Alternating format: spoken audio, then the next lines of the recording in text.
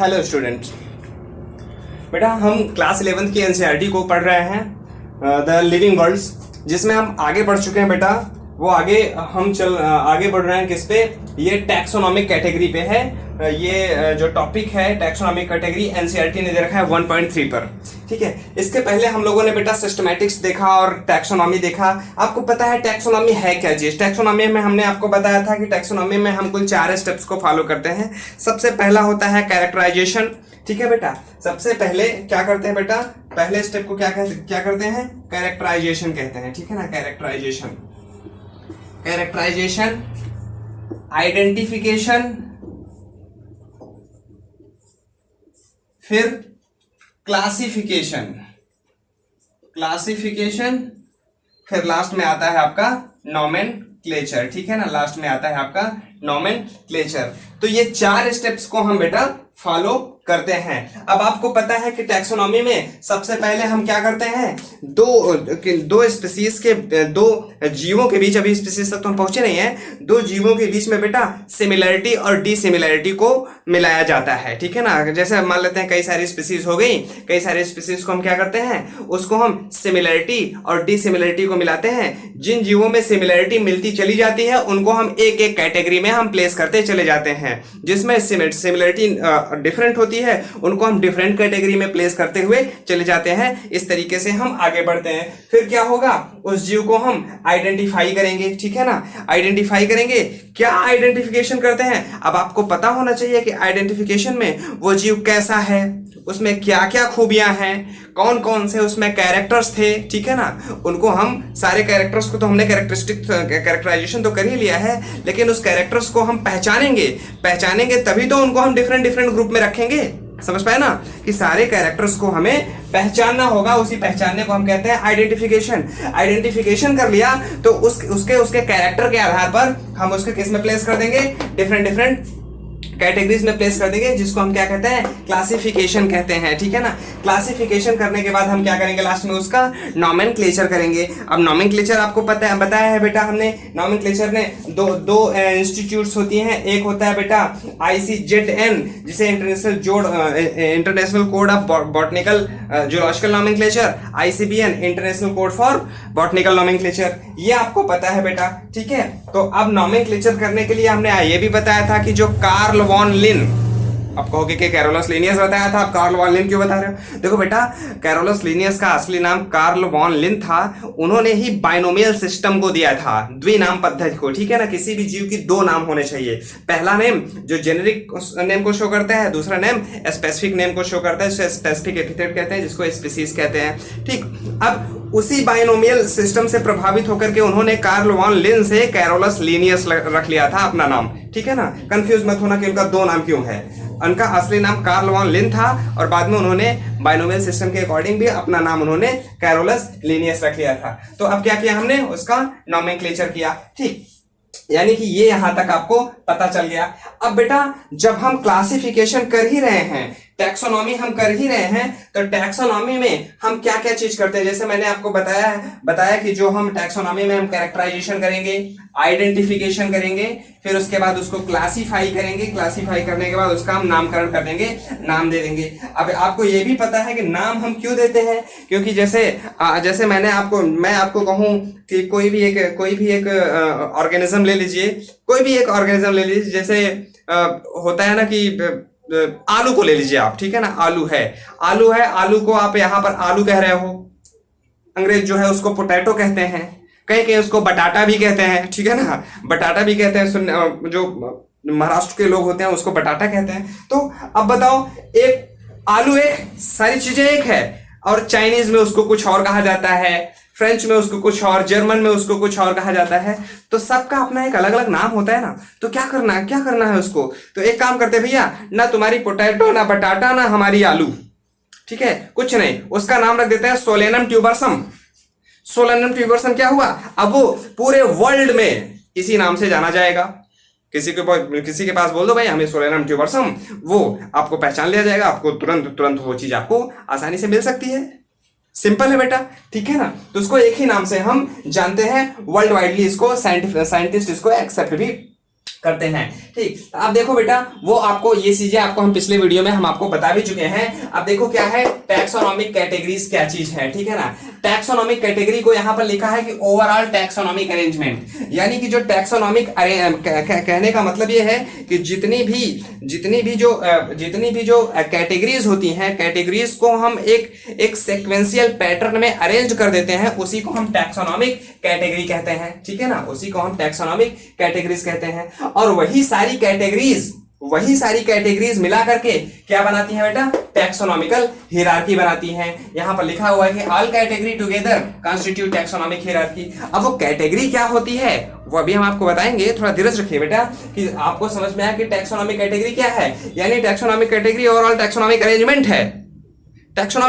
है, उनको एक सीक्वेंशियल पैटर्न में हम किसी को अरेंजमेंट किए हुए हैं, ठीक है ना, अरेंजमेंट किए हुए हैं। अब वही जो अरेंजमेंट है, ठीक है ना, वही जो अरेंजमेंट है, जो सारी कैटेगरीज हैं, सारी की सारी कैटेगरीज जो क्या होता है, phylum, class, order, family, genus, species, यही तो होता है। इसी को बेटा हम सामूहिक रूप से क्या कहते हैं, टैक्सोनॉमिकल हियरार्की कहते हैं। वो टैक्सोनॉमिकल हियरार्की यहां पर लिखा है कि all category together constitute taxonomic hierarchy. ये टैक्सोनॉमिक हियरार्की आपको पता चला। अब जो टैक्सोनॉमिक हियरार्की है, ठीक है ना, टैक्सोनॉमिक हियरार्की के किसी एक कैटेगरी को, टैक्सोनॉमिक हियरार्की के किसी एक कैटेगरी को हम क्या कहते हैं बेटा, रैंक कहते हैं। यहां पर लिखा है कि जो पूरा का पूरा ग्रुप था, पूरा का पूरा जो समूह था, सीक्वेंशियल पैटर्न में अरेंज था, उस कैटेगरी को हम आगे डिनोट करते हैं किससे बेटा, रैंक से डिनोट करते हैं, ठीक है ना। अब यही रैंक को हम क्या कहते हैं बेटा, टैक्सॉन कहते हैं, ठीक है ना, इसी रैंक को हम टैक्सॉन कहते हैं। यही टैक्सॉन ही क्लासिफिकेशन की यूनिट कहलाती है, यही टैक्सॉन ही क्लासिफिकेशन की यूनिट कहलाती है। अब आप इसको देखिए, आप जैसे किताब में सीधा सीधा लिखा था, मेरे पास जगह नहीं था तो मैंने इसको ये जो है इस तरीके से लिखा है, कॉलमनर में लिखा हुआ है, आप इसको देखिए, समझिए बेटा। सबसे स्मॉलेस्ट कैटेगरी क्या है, एक कैटेगरी स्पीसीज, दूसरी कैटेगरी क्या है, जीनस, आप कैटेगरी कहिए चाहे रैंक कहिए, ठीक है। तीसरी कैटेगरी फैमिली, चौथी ऑर्डर, पांचवी ठीक है ना क्लास, छठवीं फाइलम, सातवां किंगडम, ठीक है ना, सातवां किंगडम। अब क्या है, इसको आप चाहे कैटेगरी कहिए या रैंक कहिए या टैक्सॉन कहिए, ठीक है ना, चाहे कैटेगरी कहिए, रैंक कहिए या टैक्सॉन कहिए। अब यही जो टैक्सॉन है, यही रैंक, अब यही कैटेगरीज, सारी की सारी कैटेगरी यहां से यहां तक मिलकर के क्या बनाएंगी, पूरा का पूरा सामूहिक रूप से टैक्सोनॉमिकल हियरार्की बनाएंगी। बात क्लियर बेटा। हियरार्की का मतलब होता है स्टेप्स। हियरार्की का मतलब आप सिंपल भाषा में अगर समझें, स्टेप्स है, यानी कि वो एक चरणबद्ध तरीके से कई सारे स्टेप्स को हम क्या कर रहे हैं, सामूहिक रूप से उसको हम हियरार्की कह रहे हैं। अब वही हियरार्की जो है बेटा, उस हियरार्की में अगर एक चीज को हम निकाल लेते हैं, एक स्टेप को निकाल लेते हैं, तो उसको आप कैटेगरी कहिए या फिर टैक्सॉन कहिए या फिर रैंक कहिए। क्लियर बेटा, समझ पाए बात को। अब यही अगर इसी चीज को अब हम आगे एक एक करके समझते हैं। ये जैसे सिंपल सा पहले लाइन में लिख दिया है एनसीईआरटी ने, classification is not a single step process. बात को समझिएगा, क्लासिफिकेशन क्या है, ये सिंगल स्टेप प्रोसेस नहीं है, ठीक, सिंगल स्टेप प्रोसेस नहीं है, but involve hierarchy of step. Hierarchy क्या मतलब है, पद सोपान जिसको हिंदी में कहते हैं, ठीक है ना, कई सारे उसमें स्टेप्स समाहित हैं, हियरार्की समाहित है, ठीक है ना, in which each step represent a rank और कैटेगरी। वही बात कह रहा है कि क्या है कि वो एक स्टेप्स का हियरार्की है, पूरा एक समूह है, और उसके एक स्टेप को हम रैंक या कैटेगरी कहते हैं। उसी रैंक को हम किससे डिनोट करते हैं बेटा, क्या कहते हैं बेटा, हम उसी रैंक को हम टैक्सॉन कहते हैं। प्रत्येक रैंक को हम टैक्सॉन कहते हैं, ठीक है। अब यहाँ पर इसको हम एक टैक्सॉन कहेंगे, इसको एक टैक्सॉन कहेंगे, ठीक है ना। ये सब क्या है, ये एक रैंक को हम क्या कहेंगे या एक कैटेगरी को हम क्या कहेंगे, ये सब के सब टैक्सॉन है, ठीक है ना बेटा। यानी ये चीज आपको यहाँ पर क्लियर होता है। आइए हम एक एक करके इसको समझते हैं, जैसे एनसीईआरटी ने दे रखा है बेटा। अब जैसे आपको पता होना चाहिए कि कुछ यहाँ पर जैसे लिखा हुआ है कि जो है टैक्सोनॉमी करने के लिए, आपको पता है कि टैक्सोनॉमी करने के लिए हमने आपको बताया ही है बेटा कि क्या क्या चीजें करते हैं। वो 4 चीजें करते हैं। उन 4 चीजों में से आपको सबसे पहले मिलता है क्या, कैरेक्टराइजेशन।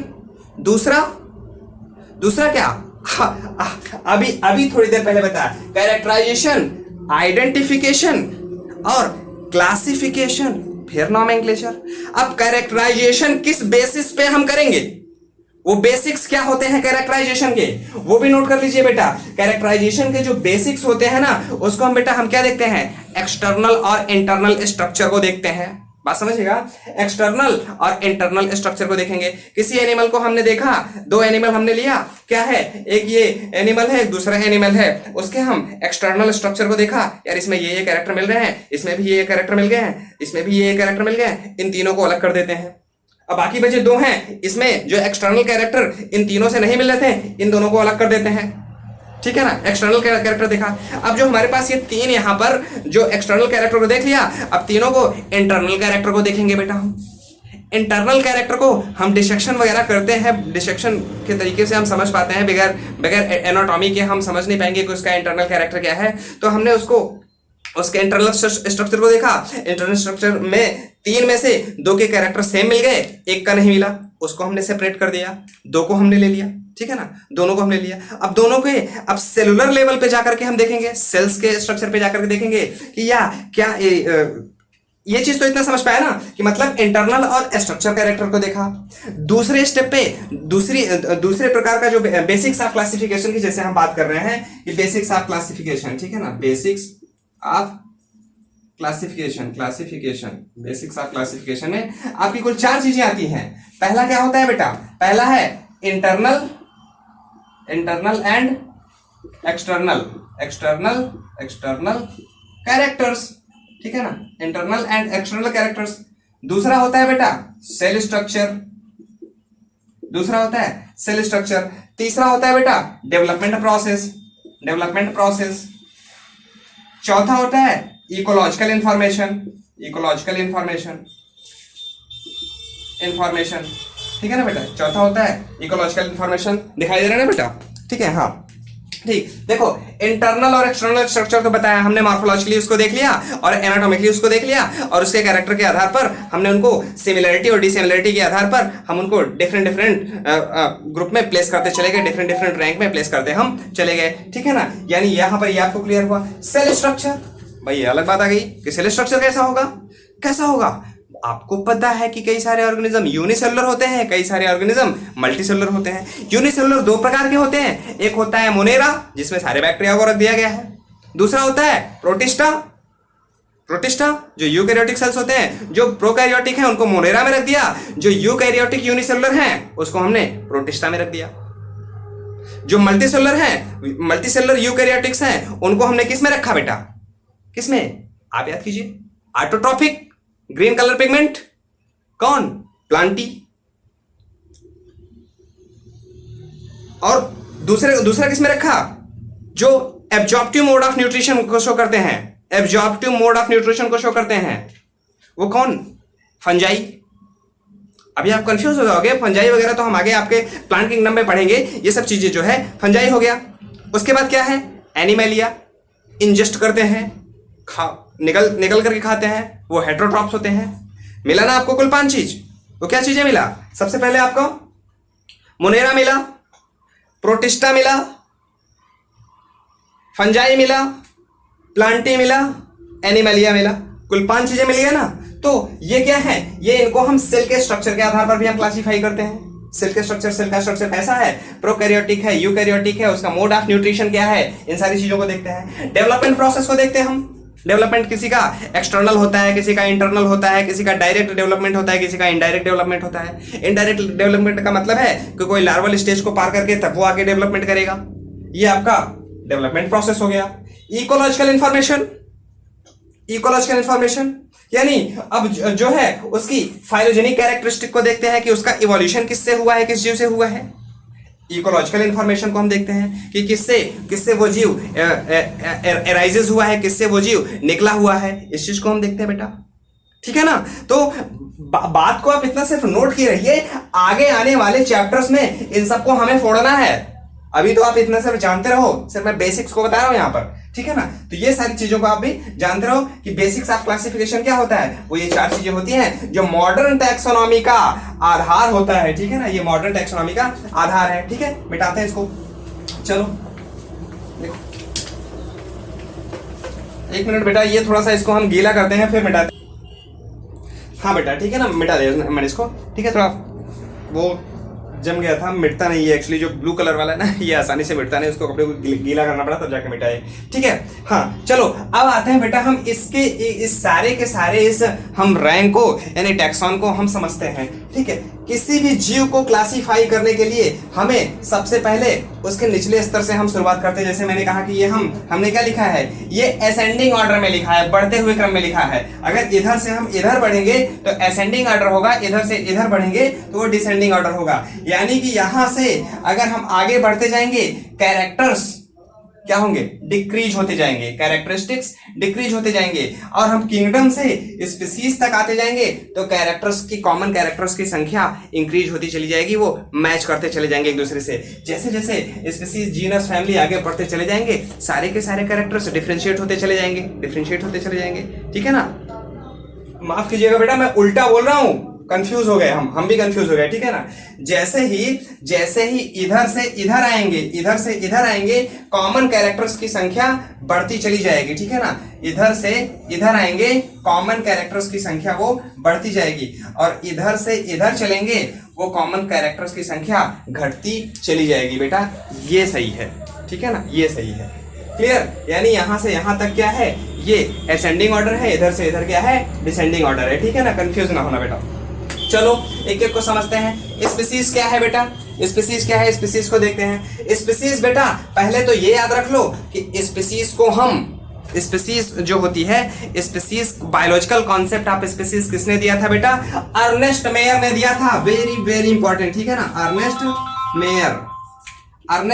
मेयर ने दिया था। बायोलॉजिकल कॉन्सेप्ट ऑफ स्पीसीज किसने दिया था, अर्नेस्ट मेयर ने दिया था। इनको 20वीं शताब्दी का बेटा डार्विन भी कहा जाता है, 20th सेंचुरी का डार्विन भी कहा जाता है। ठीक है ना, ये अर्नेस्ट मेयर ने इस कॉन्सेप्ट को दिया था, ये स्पीसीज कॉन्सेप्ट को, इसको 20वीं शताब्दी, इनको जो है अर्नेस्ट मेयर साहब को 20वीं शताब्दी का डार्विन भी कहा जाता है। याद रखना, प्रोबेबली ये पूछा जाने वाला क्वेश्चन है। ठीक है ना, फ्रिक्वेंटली आस्क्ड क्वेश्चन है, सबसे ज्यादा यही पूछा ही गया है कि biological concept of species given by किसने दिया था। आप फटाक से बता दोगे कि अर्नेस्ट मेयर साहब ने दिया था, या 20वीं शताब्दी का डार्विन किसको कहा जाता है, आप बता देना किसको कहा जाता है, अर्नेस्ट मेयर को कहा जाता है।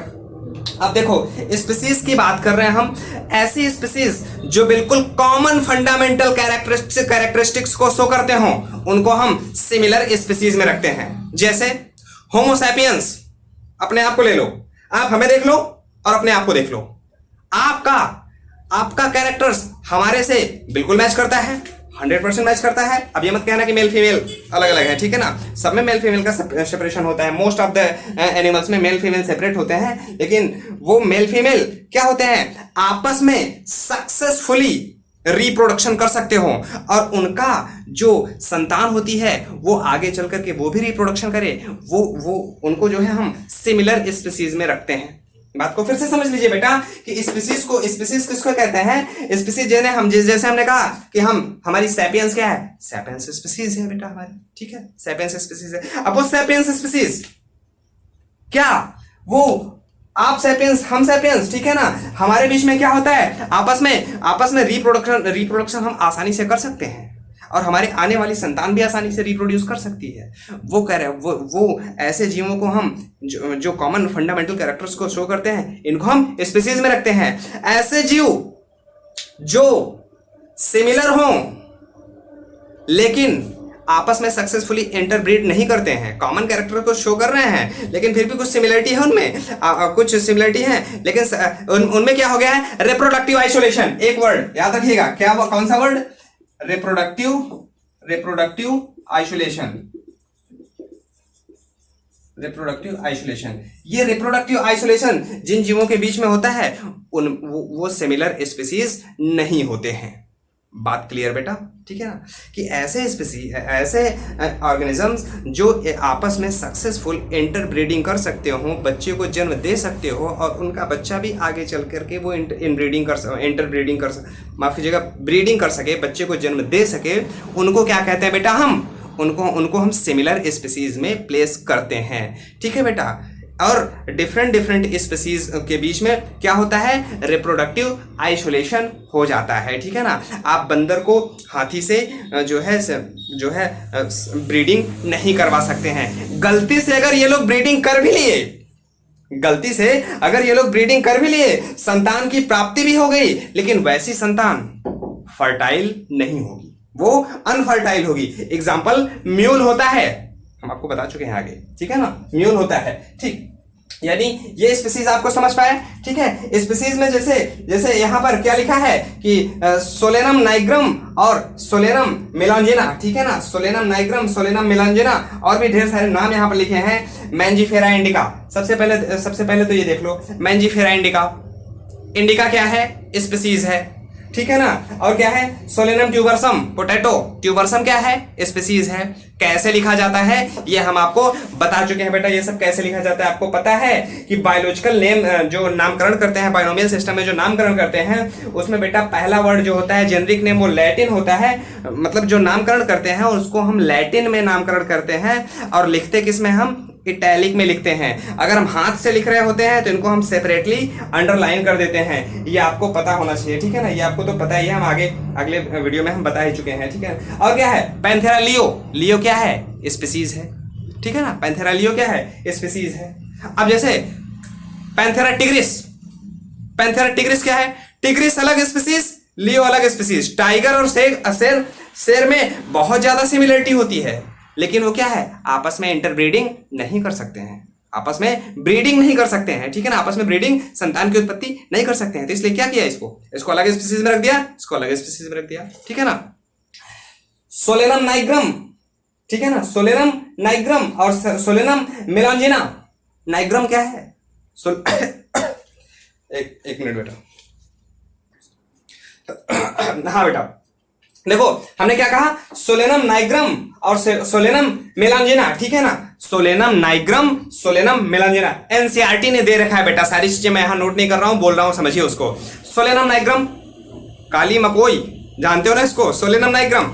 और सोलेनम मेलांजिना, बैगन, ठीक है ना, बैगन पता है, ठीक है, बैगन को एग प्लांट भी कहते हैं, एग प्लांट। अब बताओ, सोलेनम नाइग्रम, सोलेनम मेलांजिना, यानी कि ये नाइग्रम है एक अलग स्पीसीज, मेलांजिना है एक अलग स्पीसीज, लेकिन सोलेनम शब्द क्या है, ये जीनस है। यार मकोई और बैंगन में कौन सी सिमिलरिटीज है जिनको एक सेम जीनस में रख दिया।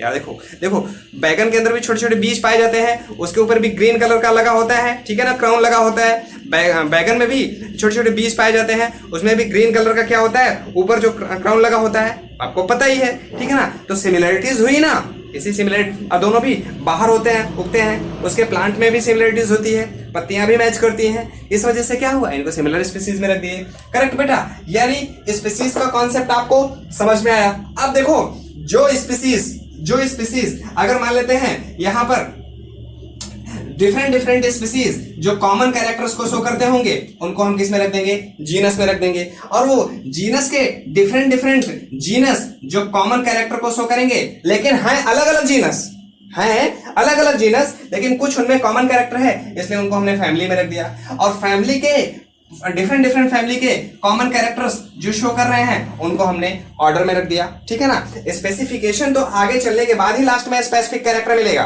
ठीक है ना। जैसे आप स्पीसीज को आप स्पेसिफिक एपिथेट कहा था कि वो सिर्फ उसी स्पीसीज में पाया जाएगा वो खूबी, बाकी और अदर स्पीसीज में वो खूबी नहीं पाई जाएगी, वो सिर्फ उसी स्पीसीज में होता है। लेकिन कॉमन कैरेक्टर्स जो होते हैं वो आगे बढ़ने पर क्या होता है, वो घटते चले जाते हैं, ठीक है ना। जैसे जैसे हम किंगडम की ओर बढ़ रहे हैं, कॉमन कैरेक्टर क्या हो रहे हैं, घट रहे हैं, ठीक है। जैसे जैसे हम इधर चल रहे हैं, वो कॉमन कैरेक्टर जो है, जैसे कॉमन कैरेक्टर जैसे जैसे इधर बढ़ रहे हैं वो बढ़ रहे हैं, जैसे जैसे स्पीसीज की ओर बढ़ेंगे, कॉमन कैरेक्टर्स को हम सेपरेट करते चले जाएंगे, घटाते हुए चले जाएंगे, ठीक है ना। आगे बढ़ने पर कैरेक्टर्स इंक्रीज हो रहा है, ठीक है ना। फिर क्या हुआ, ऑर्डर में क्लास, डिफरेंट ऑर्डर को लिया हमने, उनको जो कॉमन कैरेक्टर को शो कर रहे थे उनको क्लास में रख दिया, ठीक है ना। जो कॉमन कैरेक्टर क्लास वाले हैं, डिफरेंट क्लास को, उनको हम एक फाइलम में रख दिया, ठीक है ना। फिर क्या हुआ, अब उसको फाइलम को हमने जो कॉमन कैरेक्टर शो कर रहे हैं उनको हमने किंगडम में रख दिया, यानी किंगडम के बाद भी डोमेन वगैरह होता है, बहुत ज्यादा उस पर नहीं जाएंगे, हम कभी डिस्कस कर लेंगे उसको भी। लेकिन ये चीज आपको समझ में आना चाहिए कि जैसे जैसे कैरेक्टर्स को हम एक दूसरे से मर्ज करते चले जाएंगे, सेपरेट नहीं कर रहे हैं, कैरेक्टर्स को मर्ज कर रहे हैं, उनको हम सेम रैंक में या सेम टैक्सॉन में या सेम कैटेगरी में हम प्लेस करते हुए चले जा रहे हैं। इधर से इधर बढ़ रहे हैं, कैरेक्टर्स को हम आइसोलेट कर रहे हैं, ठीक है ना, कि ये कैरेक्टर इसका खास कैरेक्टर है, इसको अलग रखो, फिर उनमें से इसका ये कैरेक्टर खास है, उसमें से इसको अलग कर दो, ठीक है ना, बढ़ते हुए चले आ रहे हैं, हम इधर बढ़ते हुए चले आ रहे हैं, ठीक है, ये समझ पाए आप। अब आ जाते हैं जीनस पर, आ जाते हैं, ठीक है ना बेटा, जीनस पर। जीनस में क्या होता है, जीनस को भी हम लोग समझ लेते हैं। जैसे हमने कहा कि स्पीसीज के कैरेक्टर्स क्या होते हैं, जो सिमिलर कैरेक्टर्स होते हैं, ठीक है ना, डिफरेंट स्पीसीज के बीच में अगर हम सिमिलर कैरेक्टर्स को देखते हैं, उसको हम किस में रख देते हैं बेटा, जीनस में रख देते हैं। चलो देख लेते हैं, जैसे हम एनसीईआरटी ने दे रखा है बेटा, एनसीईआरटी ने दे रखा है, पहले ही दिया कि बेटा पैंथेरा, पैंथेरा क्या है बेटा, ठीक है ना, सोलेनम का एग्जांपल तो हमने दिया ही आपको, ठीक है ना, सोलेनम का एग्जांपल आपको हमने दिया, वो आपको पता है। अब देखो solanum tuberosum, solanum nigrum, solanum melongena, ये सब क्या है, इनमें कुछ नाइग्रम, मेलांजिना और ट्यूबरसम, ठीक है ना, नाइग्रम, मेलांजिना और ट्यूबरसम, इनमें कुछ ना कुछ समानता कॉमन है, इस वजह से हमने इसको सेम जीनस में रख दिया। वो जीनस का नाम क्या है, सोलेनम, ठीक है ना, सोलेनम, ये समझ पाए आप। और जैसे क्या है, उसके बाद हमने शेर का एग्जांपल लिया था, पैंथेरा, पैंथेरा लियो, ठीक है ना, और क्या है, Panthera, Panthera tigris, tigris, tigris, और क्या है, पैंथेरा पार्डस, ठीक है ना, पार्डस, पार्डस, ठीक है। ये सबको अगर हैंड रिटन है तो अंडरलाइन करना होता है बेटा, ठीक है ना, सेपरेटली। अब देखो टाइगर, शेर, लायन है, लायन, ठीक है ना, ये क्या है, टाइगर है, टाइगर है, ये क्या है, लियोपार्ड है, ठीक है ना, लियोपार्ड, तेंदुआ जिसे कहते हैं, ठीक है ना, लियोपार्ड। अब देखो इसमें इसमें इसमें यानी इन तीनों में कुछ ना कुछ कॉमन सिमिलैरिटीज को शो कर रहे हैं, इस वजह से हमने क्या किया, इनको सेम जीनस में रख दिया। इन तीनों में कुछ ना कुछ कॉमन सिमिलरिटीज थी, इसलिए हमने क्या किया, इनको सेम जीनस में रख दिया। वो क्या है, पैंथेरा है, बात समझिएगा बेटा। लेकिन अगर उन तीनों को, अगर हम ये तीनों आपस में ब्रीडिंग नहीं कर पाते हैं, आपस में ब्रीड अगर करना चाहे सक्सेसफुली तो वो नहीं कर पाते हैं, इसलिए हमने क्या किया, कुछ और कैरेक्टर्स को ध्यान से आइडेंटिफाई किया, पता चला कि यार इनमें ये कैरेक्टर है, इसमें ये कैरेक्टर है, इसमें ये कैरेक्टर नहीं है, इसमें कुछ कैरेक्टर है, इसमें कुछ कैरेक्टर नहीं है। तो हमने क्या किया, एक काम करते हैं यार, सबको अलग अलग स्पीसीज में बांट देते हैं, एक को लियो में रख दिया, एक को टिग्रिस में रख दिया, एक को पार्डस में रख दिया, बात खत्म। समझ पाए, ठीक है, यानी ये आपको जीनस क्लियर हुआ, ठीक है ना।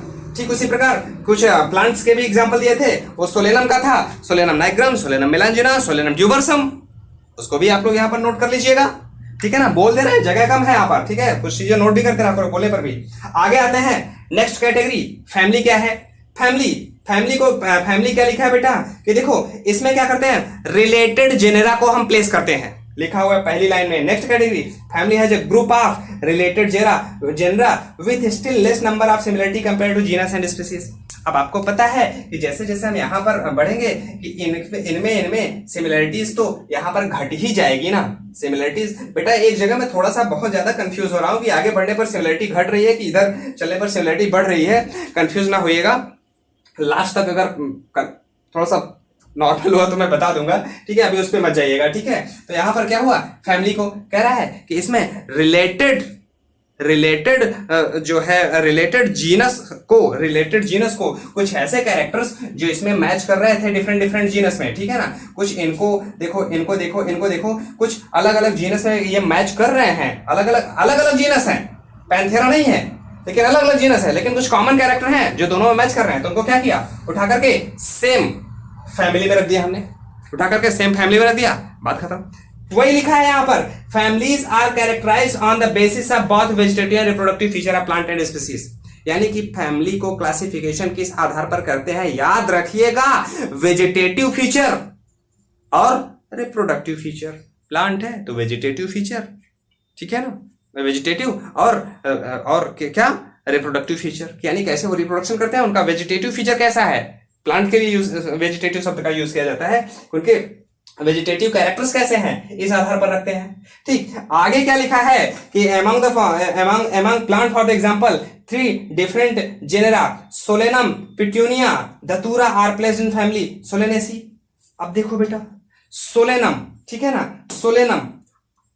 Solanum ट्यूबेरसम, Solanum melongena, Solanum nigrum, और क्या क्या दे दिया है, पिट्यूनिया, दतूरा, ठीक है ना, इनको क्या किया है, इन सबको जो कि अलग अलग जीनस के होते हुए भी इनको एक फैमिली में रख दिया, उस फैमिली का नाम है क्या, सोलेनेसी। समझ पाए बात को। सब क्या है, नाइग्रम अलग स्पीसीज जो है, सोलेनम जो है, सोलेनम नाइग्रम, सोलेनम, ये सब क्या है, ये अलग अलग स्पीसीज थी, एक जीनस के थे, सोलेनम के थे, लेकिन क्या है, एक पिट्यूनिया, सोलेनम और पिट्यूनिया दतूरा, तीनों क्या है, अलग अलग जीनस हैं। सोलेनम क्या है, अलग जीनस है, सोलेनम में हमने 3 एग्जांपल आपको बताया। पिट्यूनिया ये क्या है, अलग जीनस है। दतूरा ये क्या है, ये एक अलग जीनस है। इनको क्या किया हमने, इन तीनों में कुछ कॉमन कैरेक्टर्स थे, इसलिए उठा करके हमने एक सिंगल फैमिली में रख दिया, उस फैमिली का नाम रखा हमने क्या, सोलेनेसी। समझ पाए, सोलेनेसी। ठीक उसी प्रकार जैसे कैट एग्जांपल इसमें दिया हुआ है बेटा कि कैट जो होता है, इनको एक फैमिली है यहाँ पर, ठीक है ना। कैट जो होता है, कैट को हम बेटा एक सिंगल फैमिली होती है, उसको यहाँ पर नाम दिया है। हाँ देखो आगे लिखा है बेटा, एमंग एनिमल्स की बात कर रहा है। पैंथेरा में क्या है बेटा, टाइगर, लायन, लियोपार्ड है। इसको किस में रखा है हमने, फेलिस में रखा है। किस फैमिली में रखा है, Felis with genus Felis in the family Felidae, ठीक है ना। Similarly if you observe the feature of cat and dog you will find some similarities and some differences as well.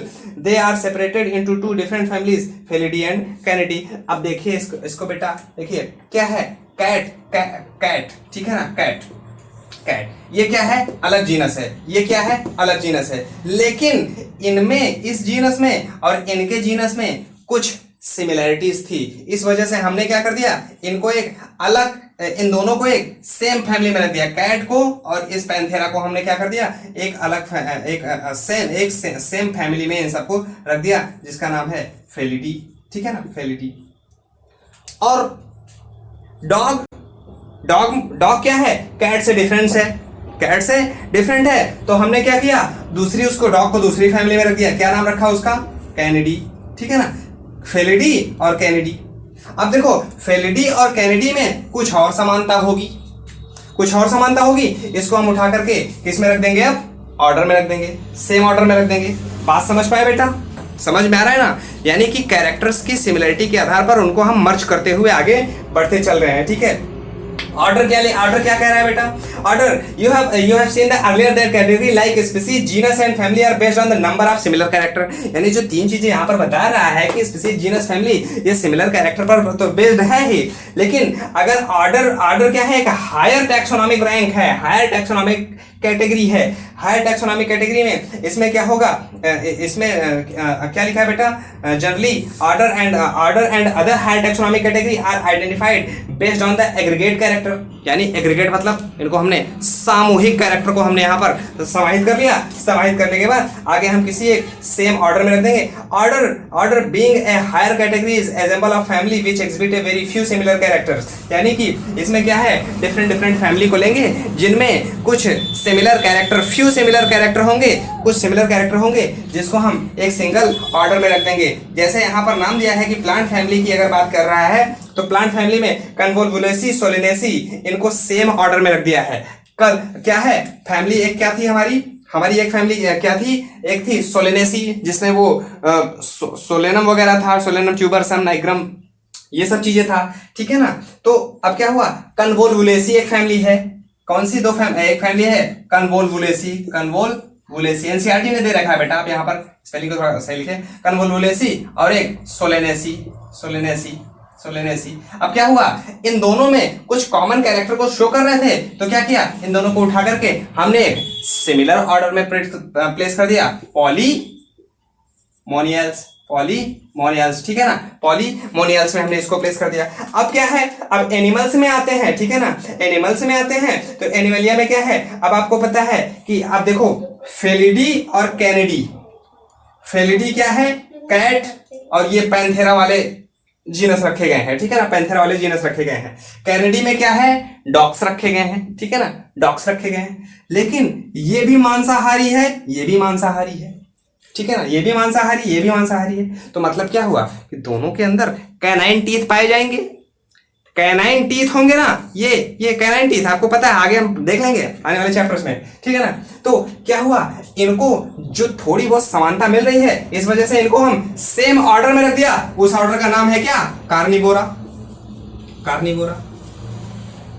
Character मर्ज होते चले जा रहे हैं ना, कैरेक्टर आगे समाहित होते एग्रीगेट होते चले जा रहे हैं, ठीक है ना। अब आगे बढ़ते हैं क्लास, ठीक है ना, क्लास में आते हैं जो कि उसका ऑर्डर से आगे का हायर कैटेगरी मानी जाती है। क्लास क्या है, क्लास में क्या लिखा है, this category include related orders. अब क्या होगा भाई, देखो बार बार वही चीज कह रहा है, इसमें रिलेटेड स्पीसीज होंगे, इसमें रिलेटेड जीनस होंगे, इसमें रिलेटेड फैमिली होंगी, ठीक है ना, और इसमें रिलेटेड ऑर्डर होंगे, ठीक है ना। क्लास में क्या होगा, रिलेटेड ऑर्डर होंगे। तो अब रिलेटेड ऑर्डर क्या है, जैसे मैंने आपको बताया कार्निवोरा, ठीक है ना, कार्निवोरा एक ऑर्डर है, ठीक है। तो यहां पर लिखा हुआ है बेटा कि ऑर्डर क्या है, order this category includes related order. For example order Primata comprising monkey, gorilla, Gibbon is placed in order placed in class Mammalia along with other carnivora that include animal like tiger, cat and dog. Class Mammalia has other order also.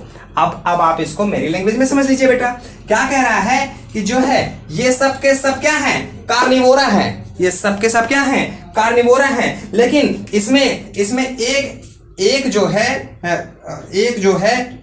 क्या है बेटा, एक minute. तो हाँ बेटा, जो मैं बता रहा था कि ये ऑर्डर कार्निवोरा है, एक और ऑर्डर है प्राइमेटा, ठीक है ना, प्राइमेटा, एक और ऑर्डर है प्राइमेटा। देखो ये ऑर्डर और ये ऑर्डर क्या है, देखो ये भी एक ऑर्डर है, ये भी एक ऑर्डर है, ठीक है।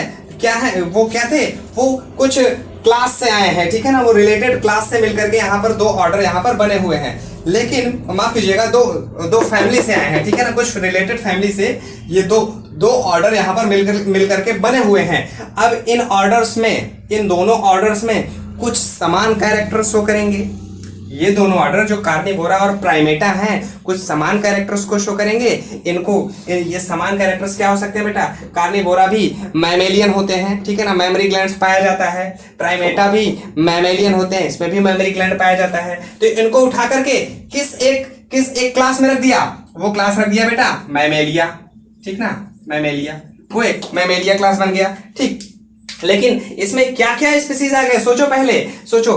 प्राइमेटा में बेटा क्या है, monkey, gorilla, Gibbon, even human भी, ठीक है ना, मंकी, गोरिल्ला, गिब्बन, ये सब क्या है, ये सब प्राइमेटा हैं। और जो है कार्निवोरा में क्या थे, कार्निवोरा में कुत्ता, बिल्ली, शेर, चीता, ऐसे लैंग्वेज यूज कर रहे हैं बेटा ताकि समझ जाओ इसमें क्या है, कैट है, डॉग है, टाइगर है, शेर है, हो गए ना, कुत्ता, बिल्ली, शेर, चीता कॉमनली कहते हैं ना। तो ये सब क्या है, कहावत सही है कि कुत्ता, बिल्ली, शेर, चीता जो बच्चे बोलते थे तो वो सही है। क्यों, क्योंकि उनको बेटा हम एक सिमिलर फैमिली में रखे थे। वो सिमिलर फैमिली क्या थी, कार्निवोरा थी, उनमें कुछ समान कैरेक्टर्स होते हैं, ठीक है ना। तो इन दोनों कैरेक्टर्स में जो समानता थी उसको हमने मर्ज कर दिया आगे चल के एक सिंगल क्लास में, मैमेलिया, ठीक है ना, मैमेलिया में रख दिया, मैमेलिया में। अब ये आपको समझ पाए, ठीक है ना, मैमेलिया में अब जरूरी नहीं कि मैमेलिया में सिर्फ, अब जैसे हम इसमें लिखा हुआ एक लाइन क्लास मैमेलिया है अदर ऑर्डर आल्सो, तो ये मत सोचो कि यार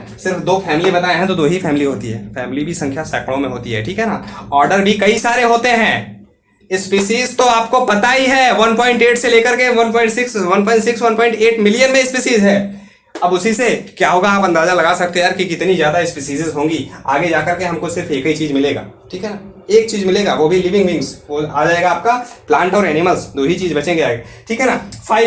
फाइलम देखो, फाइलम क्या है, हाँ एक चीज मैं बता दूं कि फाइलम शब्द जो है एनिमल का क्लासिफिकेशन में यूज करते हैं। प्लांट का क्लासिफिकेशन करेंगे तो उसमें हम डिवीजन वर्ड का यूज करेंगे, ठीक है ना, डिवीजन वर्ड का यूज करेंगे, कंफ्यूज ना होना बेटा, ठीक है ना, डिवीजन वर्ड का यूज करेंगे ना कि फाइलम का। एनिमल क्या कह रहा है, फाइलम क्या कह रहा है, देखो बेटा देखो जैसे यहाँ पर हमने कहा कि कई सारे जो हैं क्लास हैं, कई सारे जैसे क्लास हैं, जैसे मैमेलिया एक क्लास, रेप्टिलिया दूसरा क्लास, एवीज तीसरा क्लास, एम्फीबिया चौथा क्लास, पाइसेस पांचवा क्लास। 5 क्लास का हमने नाम ले लिया। कौन कौन सा? फिर से सुन लो। एवीज जिसमें मछलियों को हमने रखा, एम्फीबिया मेढक को हमने रखा, रेप्टिलिया सांप को रखा, मगरमच्छ को रखा, कछुआ को रखा, ठीक है ना, रेप्टिलिया, ठीक है ना, रेप्टिलिया। और चौथा हमने नाम लिया एवीज, बर्ड्स को रखा, ढेर सारी बर्ड्स होते हैं, ठीक है। और 5वें हमने किसको रखा? मैमेलिया को रखा। यानी ये 5, और इन 5 को अगर देखा जाए तो कुछ कॉमन कैरेक्टर तो इन 5 में मिलेंगे। वो कौन कौन से कैरेक्टर हैं? कौन कौन से बता रहे हैं आपको, सुनिए।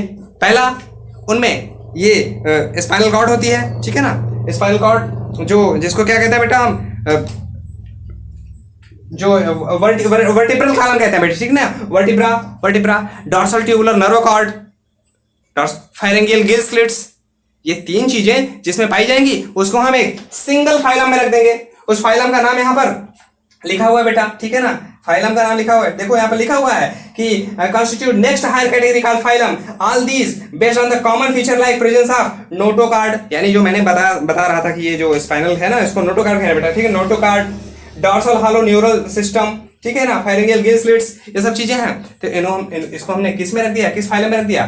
कॉर्डेटा फाइलम में रख दिया, ठीक है ना, कॉर्डेटा फाइलम में रख दिया, ये कॉर्डेटा है। और दूसरा जो है उसमें और ढेर सारे फाइलम होते हैं, प्रोटोजोआ, पोरीफेरा, सिलेंड्रेटा, सब क्या है? अलग अलग फाइलम है, ढेर सारे फाइलम मिल जाएंगे आप, ठीक है।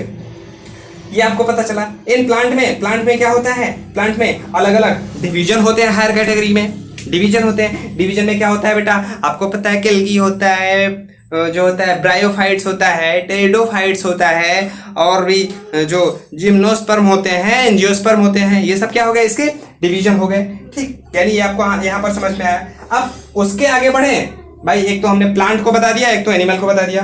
अब प्लांट क्या है? वो तो अलग ही है ना एनिमल से, और एनिमल क्या है? वो अलग ही है प्लांट से। तो इनको हमने अलग अलग किंगडम में रख दिया। कौन सा किंगडम? प्लांट किंगडम और एनिमल किंगडम। यानी ये यहां पर आपको समझ में आ गया, ठीक है बेटा। अब आपको जो मैं बार बार यहाँ पर देखता रहता हूँ बेटा, मेरे पास एनसीईआरटी रहती है, तो ये एनसीईआरटी को देख लीजिए, इसको आप बना लीजिएगा बेटा। ये टेबल बहुत इंपॉर्टेंट है, कई बार डायरेक्ट इसी से ही क्वेश्चन पूछा जाता है। यहाँ पर उसके कॉमन नेम दिए गए हैं बेटा। जैसे एक को मैं पढ़ के बता रहा हूँ, मैन है तो उसका बायोलॉजिकल नेम है क्या? Homo sapiens. तो अब बायोलॉजिकल नेम में क्या छिपा हुआ है बेटा? जीनस और स्पीसीज छिपा हुआ है। तो जीनस को यहाँ पर लिख दिया है, स्पीसीज आप लिख लीजिएगा, ठीक है ना, क्या? सैपियंस। फैमिली क्या है? Hominidae. Order Primata, class Mammalia, और ये फाइलम क्या होगा इसका? कॉर्डेटा, ठीक है ना, फाइलम कॉर्डेटा। डिवीजन और किंगडम में जाओगे तो किंगडम तो इतना आप बता ही सकते हो कि ये एनिमल है, हम लोग क्या है? एनिमेलिया में ही रखे गए हैं, ठीक। यानी यहाँ पर ये चीज आपको पता होगी। अब बेटा हम आगे बढ़ेंगे टैक्सोनॉमिक एड्स पर। टैक्सोनॉमिक एड्स क्या है? अब इसको आप थोड़ा सा बस 30 सेकंड लेंगे, ज्यादा नहीं। टैक्सोनॉमिक एड्स में क्या होता है कि क्लासीफाई करने के लिए हमारे पास तो इतनी ज्यादा स्पीसीज है, तो हम किसी ना किसी सहारे की तो जरूरत होगी ना। उसी क्लासिफिकेशन करने के लिए जो हमारे पास सहारा की जरूरत है, जो हमारे पास कुछ जरूरी चीजों की जरूरत है, जो हमारे पास कुछ की होती है, की उसको कहते हैं, उन की को हम क्या कहते हैं? टैक्सोनॉमिक एड्स कहते हैं। कौन कौन से एड्स होते हैं वो, ठीक है, वो हम आगे देखेंगे। जो टैक्सोनॉमी करने के लिए जो संसाधन होते हैं उसको हम आगे समझेंगे कि कैसे हम इसको हम क्लासीफाई करते हैं। तो आज आपको बेटा ये पूरा का पूरा फंडामेंटल समझ में आ गया होगा बेटा। फिर से मैं कह रहा हूं, बगैर एनसीईआरटी पूरा पढ़े लेक्चर सुनोगे तो समझ में नहीं आएगा, ऊपर से निकल जाएगा, ठीक है ना। तो आप एनसीईआरटी पढ़िएगा, लेक्चर सुनिएगा, लाइव क्लास में इसको एक बार फिर से डिस्कस करेंगे। All the best and thank you.